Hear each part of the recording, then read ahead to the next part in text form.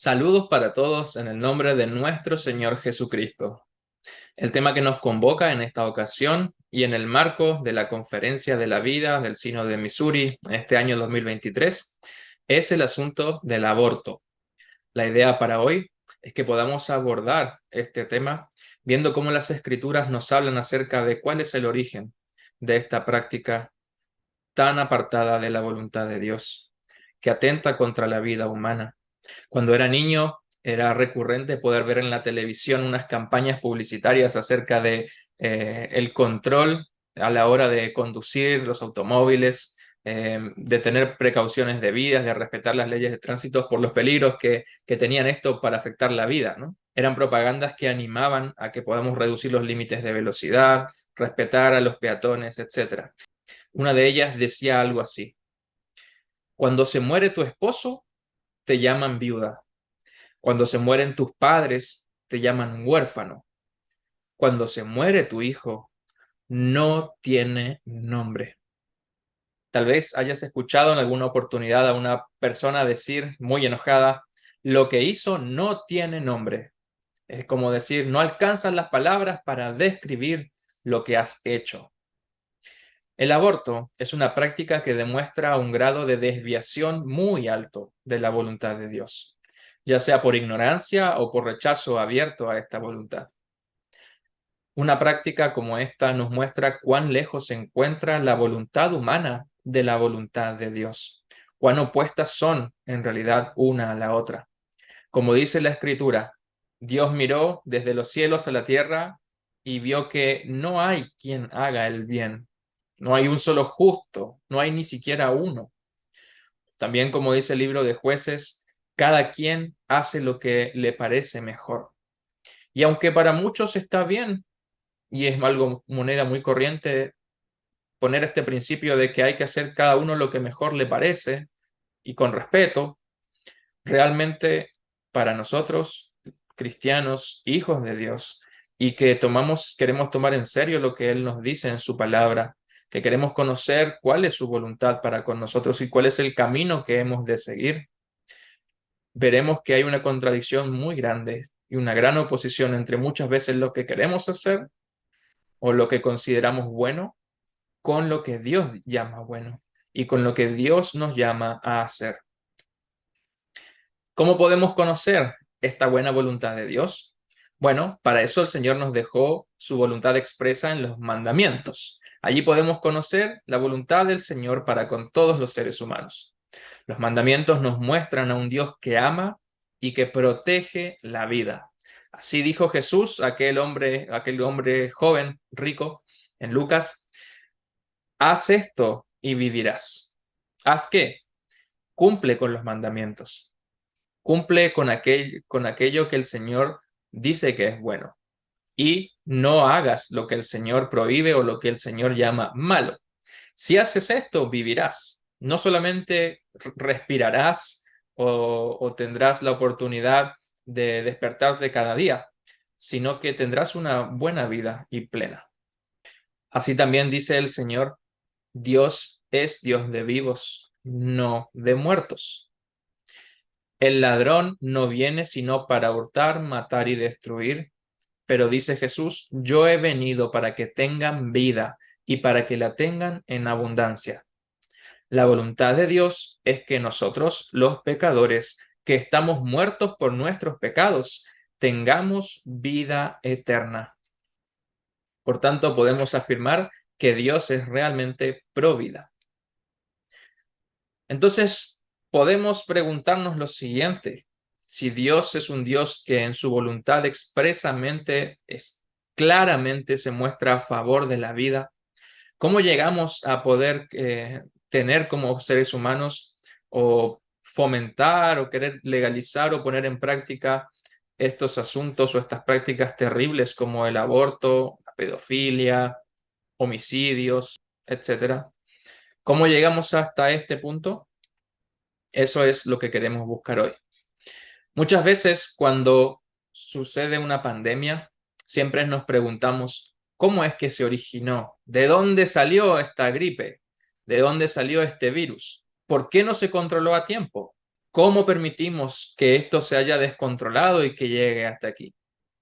Por ejemplo, en el caso conocido que todos hemos sufrido estos últimos años, que es el asunto del COVID, la gente inmediatamente estuvo culpando a los chinos, que es supuestamente el lugar donde se originó la pandemia, de donde surgió el virus, y diciendo por qué no se controló a tiempo, por qué no se tomaron las medidas necesarias para que no salga de China o que al mismo tiempo, ¿cómo permitimos que llegue hasta nosotros? ¿Cómo es posible que llegue hasta nosotros en los Estados Unidos o en Chile, en la otra punta del mundo, un mal que afecta a tantas personas? Lo mismo pasa con el aborto. Muchas veces pensamos simplemente, cuando hablamos del aborto, en el acto particular de la interrupción de la vida, en el asesinato de un bebé, y vemos esto como el gran mal o pecado que hay que combatir y erradicar. Pero nos olvidamos de todo lo que tuvo que pasar antes para que una o más personas tomen la decisión de abortar. Para que el COVID haya llegado a Chile, en este caso, donde vivimos nosotros aquí, o a Estados Unidos, donde hay muchos que participan de esta conferencia, ha tenido que pasar un largo camino, ¿no? Muchas cosas, muchas leyes que no se han cumplido, muchos protocolos que no se han respetado, decisiones políticas que no van a favor de lo que realmente deben ser. Con el aborto pasa algo similar. Para que una persona llegue a tomar esta decisión, tiene que pasar, como dice el dicho, mucha agua bajo el puente. Hay todo un camino antes de llegar a este punto de desviación de la voluntad de Dios. Para que haya aborto, primero tiene que haber sucedido esto. Primero, falta de temor de Dios. Esa es la principal razón para todos los pecados. Falta de temor de Dios, falta de confianza en que lo que Dios nos dice que es bueno, y justamente nuestra desconfianza hacia la palabra de Dios. Y eso es lo que el diablo quiere sembrar en nuestros corazones en primer lugar, que dudemos de que lo que Dios llama bueno es bueno y que lo que Dios llama malo es malo, que dudemos de sus promesas, que no confiemos en su palabra. El diablo quiere hacernos dudar de lo que Dios nos dice ahí en las escrituras, no es tan cierto y que en realidad Dios se olvidó de algunas cosas o no tuvo en cuenta otras, y que por eso no debemos tomar al pie de la letra la palabra de Dios y que por eso nos lleva a tener un falso temor de Dios, a no respetarlo y honrarlo como quien Él es, nuestro Señor, nuestro Creador, que Él es todopoderoso, omnisciente, que todo lo sabe y que Él es el mejor para establecer y para dirigirnos en cuanto a nuestra vida. El primer mal es la falta de temor de Dios, la falta de fe en un Dios amoroso. En segundo lugar, tiene que pasar que cuando tengo un problema, aunque digo que confío en Dios, pero tengo un problema y lo quiero resolver por mí mismo, me olvido de invocarlo a Él en todas mis necesidades. Para que una persona llegue a la decisión de abortar, seguramente que se olvidó de orar. Seguramente que no invocó a Dios en sus necesidades, como nos pasa a nosotros cada vez que pecamos. Cuán diferente hubieran sido muchas de nuestras decisiones si antes de tomarlas la hubiéramos puesto en manos de Dios en primer lugar. Por supuesto, también tiene que ver este tipo de decisiones o este tipo de caminos tienen que ver con el estar apartado de la comunión con Dios, del haber despreciado su palabra y sus sacramentos.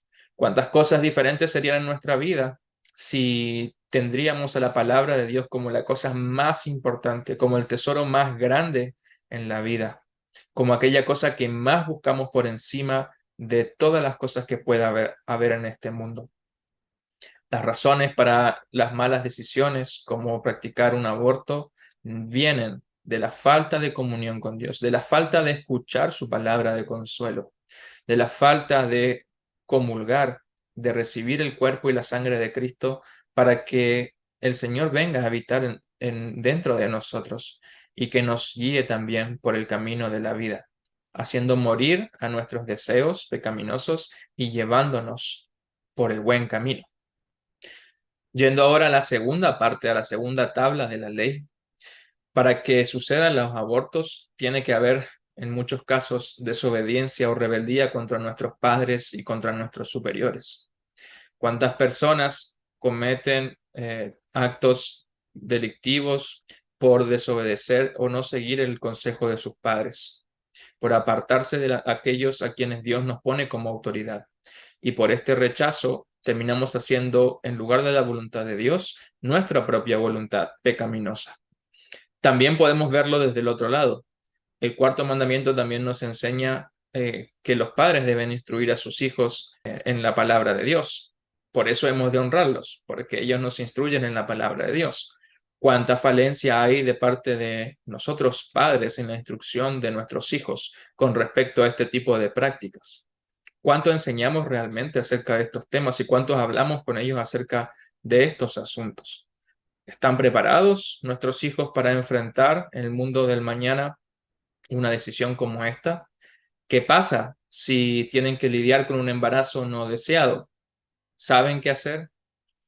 ¿Saben cómo prevenirse de tener un embarazo no deseado? Etcétera, etcétera. Otro punto importante, el quinto mandamiento, no valorar la vida como un don de Dios. Otra vez, Dios es un Dios de vivos, no es un Dios de muertos. A Dios no le da lo mismo que estemos vivos o que estemos muertos. La ganancia, el propósito de Dios es que podamos tener vida y vida en abundancia, y no una vida temporal y de sufrimientos como la que tenemos ahora, la cual es nuestra propia responsabilidad, el pago por nuestros delitos y pecados, sino que Él quiere que tengamos una vida eterna y plena y abundante junto con nuestro Señor Jesucristo por toda la eternidad. Y por eso Él envió a su Hijo a dar su vida por nosotros y para rescatarnos de este destino fatal. ¿Cuánto desprecio hay hoy en día en nuestra sociedad, en nuestros jóvenes, hacia el matrimonio y hacia la familia como institución de Dios? Claramente, si no valoramos la disciplina y la enseñanza de nuestros padres, si nuestros padres, los padres no enseñan bien a sus hijos, si no enseñan a valorar la vida como un don precioso de Dios y como algo que le pertenece a Dios y no como algo nuestro, si no valoramos el matrimonio como el estado en el cual Dios nos llama a estar entre un hombre y una mujer, si no valoramos la importancia que hay de la familia como la base de toda la sociedad, ¿cómo no vamos a esperar que sucedan cosas tan trágicas como las de un aborto?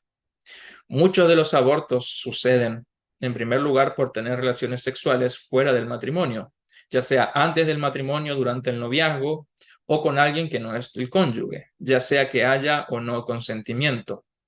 Muchos de los abortos vienen justamente para tratar de tapar nuestros pecados con respecto al sexto mandamiento. Y no solo eso, por no valorar la vida, especialmente también de la persona que está creciendo en el vientre de la madre, por olvidar las promesas que Dios tiene en el matrimonio, aquellas bellas y consoladoras promesas que Dios tiene para esta institución.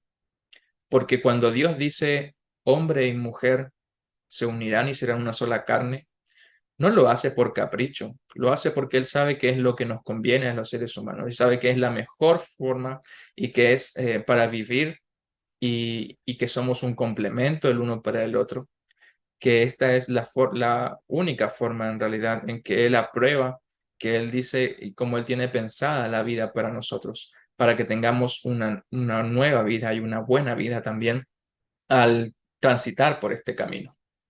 ¿Cuánto más podemos hablar de personas y empresas interesadas en generar más ganancias para sí mismos a costas de los demás? ¿Cuántas empresas hay que promueven prácticas como el aborto, que promueven la homosexualidad y la vida libertina sexual, que promueven a través de las canciones, las series, la televisión, el internet, redes sociales, estas prácticas y estas leyes que nos desvían de la voluntad de Dios? Todo con el mero interés de incrementar aún más sus propios bolsillos. Y por supuesto, todas las mentiras y los engaños que hay detrás de estas doctrinas de demonios, como le llama la Escritura. Cuántas mentiras y engaños que hay en no llamar las cosas por su nombre. No es un bebé, no es una persona, es un feto. Así opera el diablo. queriendo cambiar lo que Dios ha creado, queriendo cambiar la voluntad de Dios, queriendo hacernos dudar y cambiar las cosas como fueron creadas en el principio.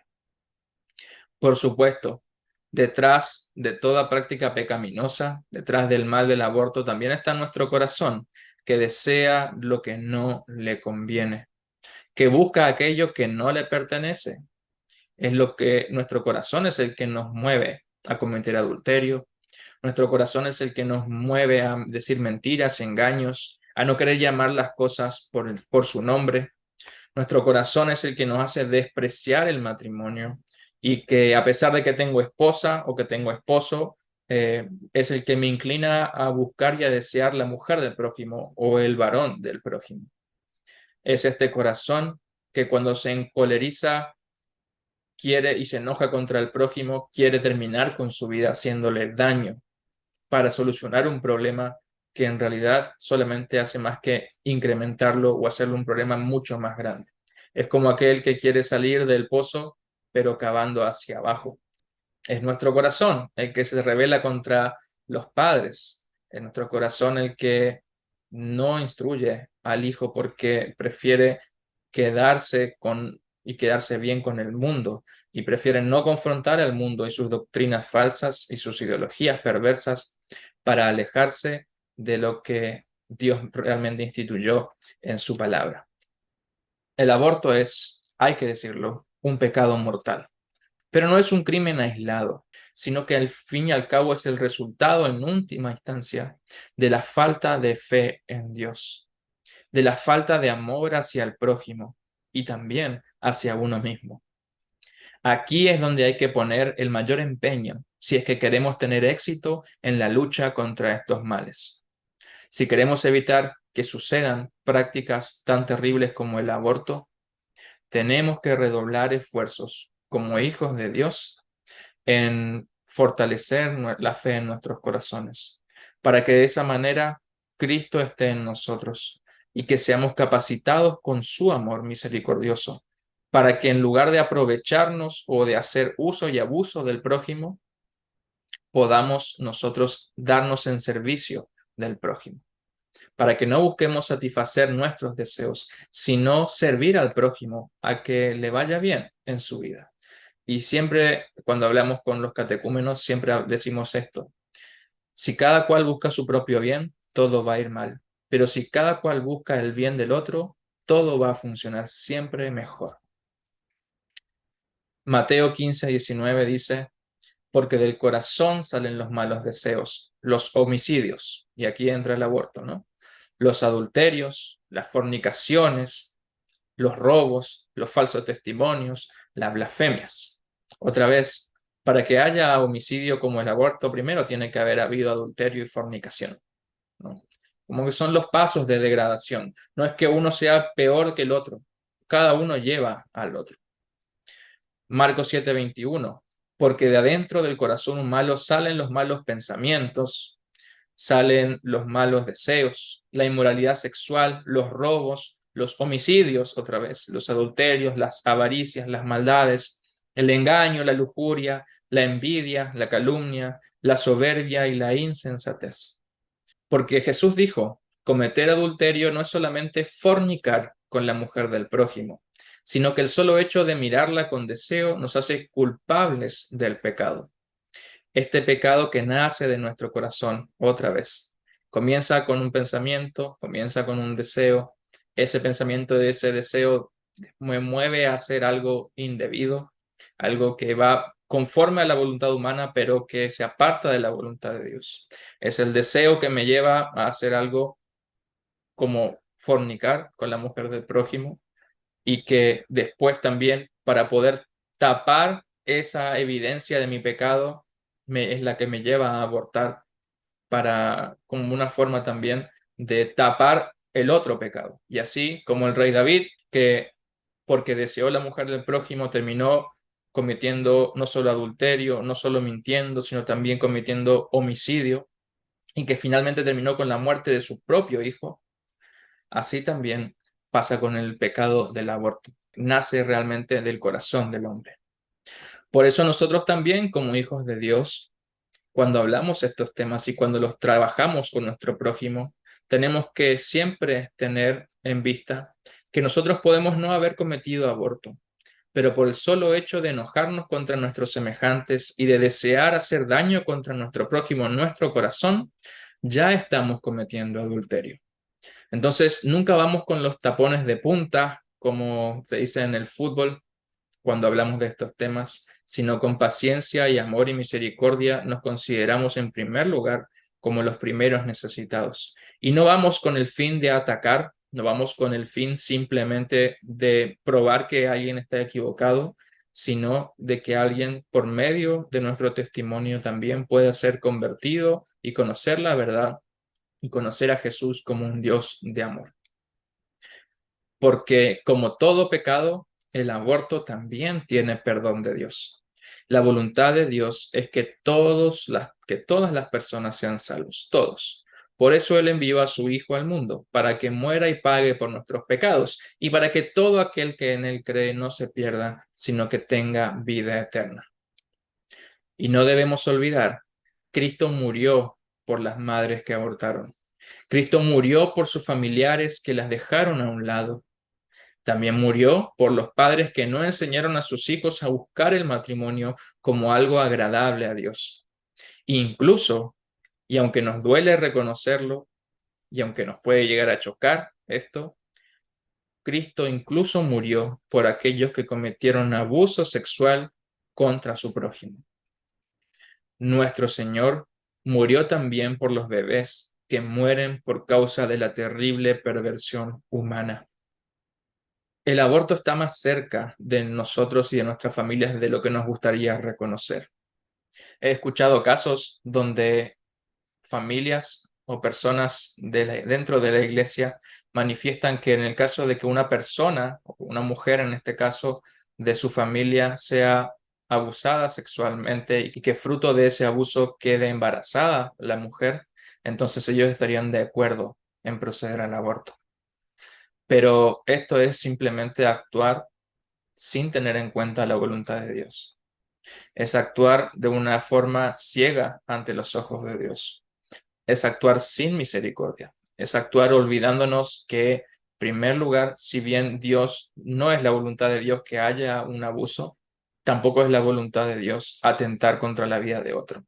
Y es perder de vista que incluso Dios quiere salvar a todos los pecadores, incluso a aquellos que cometen estos pecados de abuso sexual. Una realidad que nos duele, porque muchas veces nosotros nos vemos a nosotros mismos como inocentes o como no tan malos. Sin embargo, la voluntad de Dios es que todos seamos perdonados, que todos seamos redimidos. Claro que como iglesia también hemos de abogar para que aquellos que cometen estos crímenes paguen temporalmente por los males que han causado.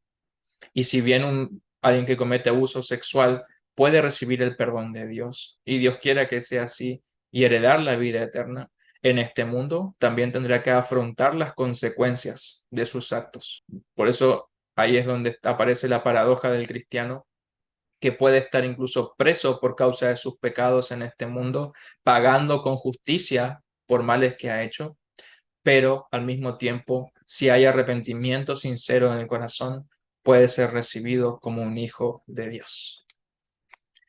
Ese es el gran poder de Dios, de hacer las cosas todas nuevas, de que todo lo que está mal en nuestra vida, todo lo que está mal en este mundo, tenga una nueva oportunidad. En Cristo podemos ver a un Dios que está dispuesto a perdonar a todo aquel que se arrepiente y a darle una nueva vida. Puede que seas una madre que haya abortado, puede que seas una persona que ha cometido delito sexual. Siempre tienes una oportunidad delante de Dios de arrepentirte sinceramente, de reconocerle a Él como un Dios misericordioso y de disponerte para recibir el perdón que Él vino a darnos a todas las personas por igual.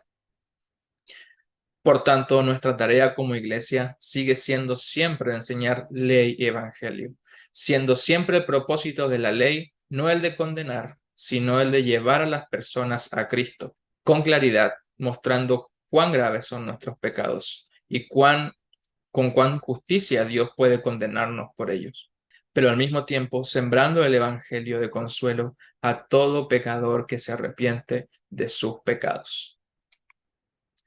Y el aborto nunca será la respuesta. Eso está claro también en las Escrituras.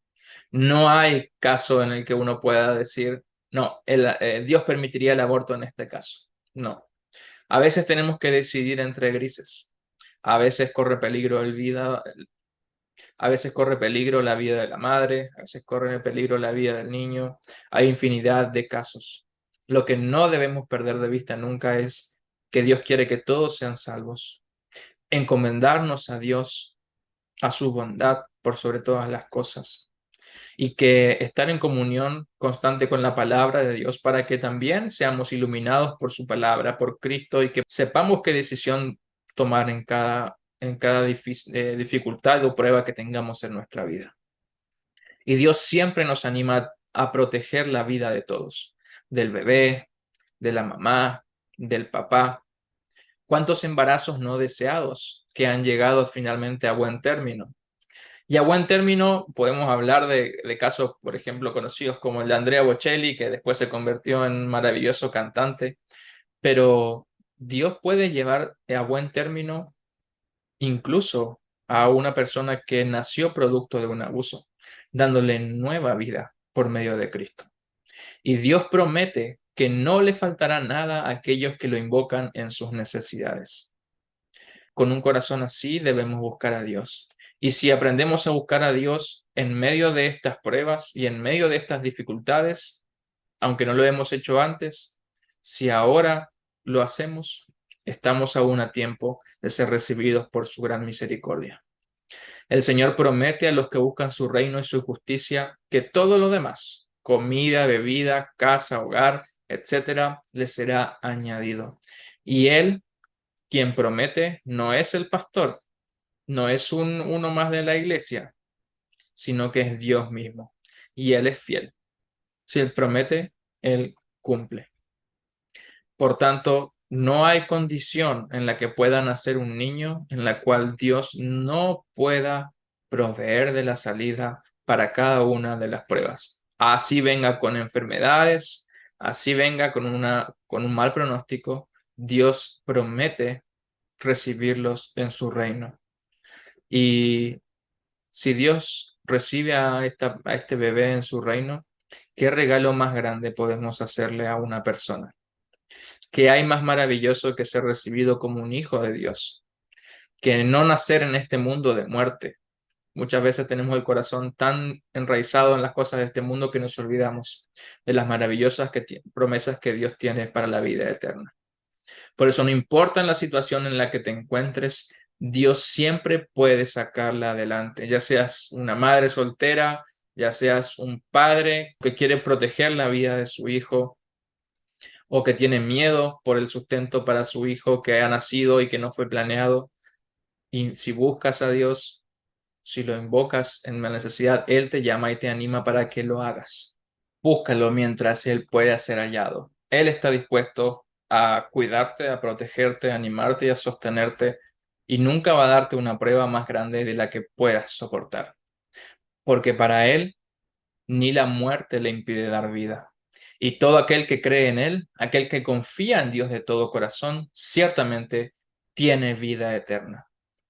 Ni la muerte ha vencido a nuestro Señor, porque Él ha resucitado al tercer día y ha vencido al enemigo más cruel que muchas veces nos ataca y nos amenaza y nos causa temor. Por eso, solo podemos tener verdadera paz y consuelo y ánimo para vivir en esta vida, recordando lo que Jesús hizo por nosotros. Y el bautismo es la clara muestra de que Dios nos ama y de que quiere nuestra vida eterna, puesto que allí hasta la persona más desdichada se le da la oportunidad de ser llamado hijo o hija de Dios. No hay infortunio tan grande que te pueda alejar de la misericordia de Dios. No hay para Dios situación tan difícil que Él no pueda sacarla adelante. Y nuestro trabajo como iglesias siempre sigue siendo el de enseñar la palabra de Dios de manera fiel y pura, para que aunque el país en el que vivamos permita ejercer legalmente todo tipo de atrocidades como el aborto e incluso promueva la ideología de género o estas prácticas homicidas, no es para que nuestro camino a seguir y el de nuestros hijos y que sus decisiones y las nuestras sean siempre a favor de la vida. Y como fue escrito y dicho por el apóstol Pedro, es necesario siempre obedecer a Dios antes que a los hombres.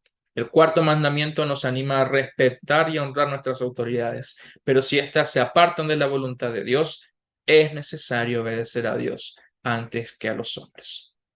Y este es el camino difícil, es el camino del Señor Jesús, es el camino del sacrificio, es el camino de la cruz, pero es el único camino que al final lleva a la vida eterna. Y estas preciosas palabras del apóstol San Pablo siempre son muy consoladoras para aquel que tiene su vida en Cristo, para aquel que puede confiar y esperar en un Dios misericordioso, que tiene su mente y su corazón puestas no solamente en lo que sucede en este mundo terrenal y temporal, que pronto va a terminar y que va camino a la destrucción, sino que tiene puesta su esperanza en la vida eterna, en aquel reino de Dios que espera en la gloria para todos los que creen en Jesús. Nos recuerda diciendo, y si vivimos, por Él vivimos. Y si morimos, por Él morimos. Ya sea que vivamos o que muramos, somos del Señor. Ya sea que hayas abortado, ya sea que hayas cometido abuso, ya sea que sufras la consecuencia de algún aborto o que sufras por un familiar que ha practicado esto, o que de alguna u otra manera los pecados de el sexto mandamiento, de adulterio, o que cualquier otra obra mala del hombre te haya afectado, recuerda, a todos los que confían en el Señor, todos los que son sus hijos por medio del bautismo, le pertenecen. Y si le pertenecen a Él, con Él estarán por medio de la fe por la eternidad. Bien, como conclusión, la solución a estos pecados puntuales como el aborto, un homicidio, la pedofilia, etcétera, comienza por atender la falta de fe en Dios, en un Dios que favorece la vida, que ama y que se da en rescate por nosotros. Por eso nuestros esfuerzos como hijos de Dios deben estar en seguir sembrando el evangelio de consuelo y perdón en cada una de nuestras vocaciones, en nuestra casa, como padres, como hijos, como hermanos, en el Estado, en la sociedad y en la iglesia, al mismo tiempo en que somos misericordiosos con el prójimo necesitado. ¿Queremos combatir este mal?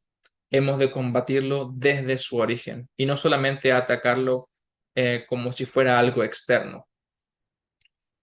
Por eso es necesario que como hijos de Dios siempre volvamos a revalorizar la enseñanza del catecismo en nuestras propias vidas.